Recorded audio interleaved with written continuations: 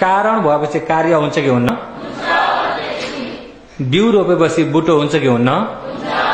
बुटाबाट फेरि बिउ हुन्छ कि हुन्न? यो चक्र चलाएको केले हो? अविद्या र एकपालि त्यो भन्नुहोस् त।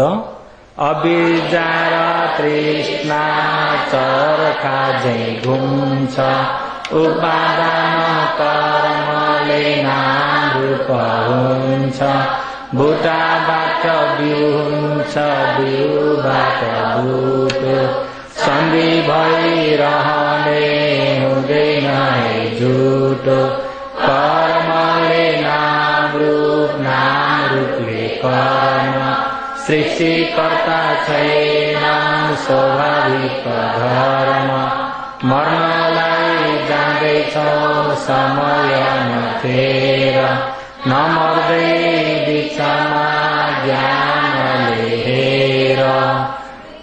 हेर्नुहोस्, यसलाई पनि जान्नुपर्छ है। अहिले यो अविद्या र तृष्णा यहाँ चर्खा चाहिँ घुम्छ। अहिले यो अविद्या र तृष्णा यसले घुमाइदिइरहेको छ। अतीतमा अविद्या प्रमुख भएर घुमाइदिएको छ, अहिले यहाँ 55मा तणहा प्रमुख भएर घुमाइदिएको छ। हो, यिनले घुमाइदिएकोले गर्दा उपादान कर्म हो, यो तणहाले घुमाइदिएपछि उपादान कर्म भएर यो कर्मले यता के हुन्छ? नाम रूप हुन्छ। कर्मले के हुन्छ? नाम रूप। जस्तै उदाहरणको लागि बुटाबाट बिउ हुन्छ, बिउबाट बुटो, बुटाबाट बिउ, बिउबाट बुटो। अहिले यो शरीरबाट कर्मको बिउ भएर आउँछ, त्यही कर्मको बिउबाट फेरि शरीर, त्यसैबाट बिउ बनेर आउँछ कर्म, फेरि शरीर। यिनी बारम्बार सन्धि भइरहने, यसको नियम झुटा हुँदैन। हुन्छ त? सन्धि भइरहने हुँदैन है झुटो। यहाँ सन्धि भइरहने हुँदैन है झुटो। जस्तै अब पाप कर्मले सन्धि भएको छ भने पाप अनुसारको दुर्गतिमा गएर सन्धि हुन्छ कि हुन्न? यता पाप गरिएको छ, हे भगवान लौ न मलाई बचाउनुहोस्, लौ मलाई बचाउनुहोस्, पाप गरिएको छ। भगवानलाई आफूले पुकाएर भगवानले आएर त्यो पापलाई काट्दिएर चाहिँ माथि लान सक्छन्? कसैले गर्दैन हुन्छ त?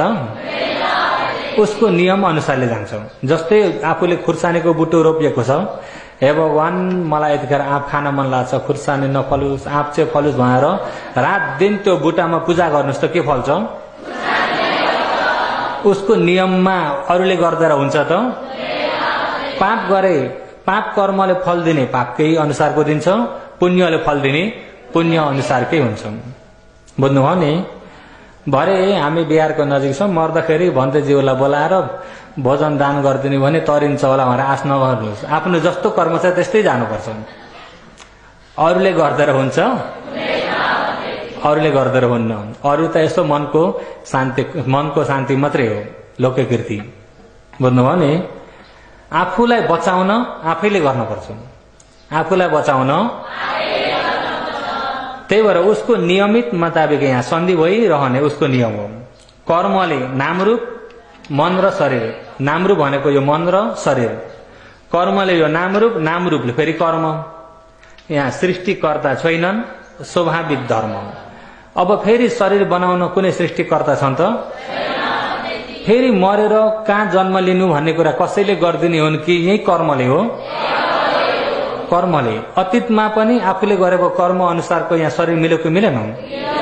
अहिले पनि अहिले गरेको कर्मले फेरि शरीर मिल्छ कि मिल्दैन? कुनै व्यक्तिले आएर बनाइदिएको हो त? त्यही भएर सृष्टिकर्ता छैनन्, स्वाभाविक धर्म। मर्नलाई जाँदैछौ समय नठेर। क्षणक्षणमा तपाईँ हामी मृत्युतिर गइरहेका छौँ। अहिले बसेका छौँ भने पनि हामी मृत्युतिर त गइरहेकै छौँ। समयले हामीलाई आयु खाइदिइरहेको छ। समयले हाम्रो आयु खाएको छ कि छैन? समयले आयु खाइरहेको छ। दिन प्रतिदिन आयु छोटिँदै गएको छ। आफू दिन प्रतिदिन म त ठुलो भइसके भन्ने हो कि म दिन प्रतिदिन आयु छोटिँदै गएको हो? दिन प्रतिदिन आयु छोटिँदै गएको छ। मृत्युको नजिक नजिक नजिक भइराखेको छ। र तपाईँ हामी मृत्युकै बाटो गइरहेका छौँ। समय नपर्खिनु, समय नठेरौँ। अर्को शिविर आइसाल चाहिँ शिविर चढ्छु, आइसाल गएको 10 क्लास भ्याउँछन्, त्यहाँबाट त अनि बल्ल शिविर चढ्छु। आइसालसम्ममा आफ्नो ग्यारेन्टी छ? आइसालसम्ममा कसको ग्यारेन्टी कसले दिन सक्छ? आइसाल तपाईँ हामी सबै भेट हुन सकिन्छ होला?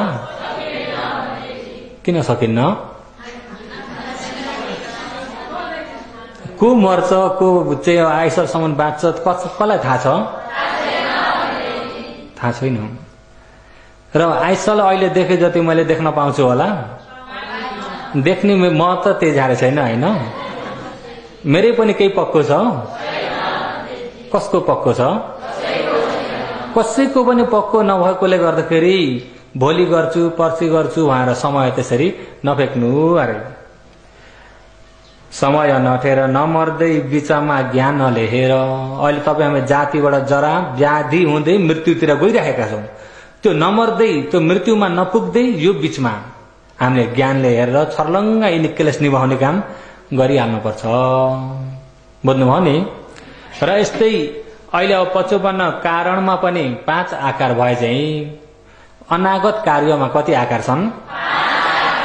अनागत कार्यका 5 आकार भन्नुस् त?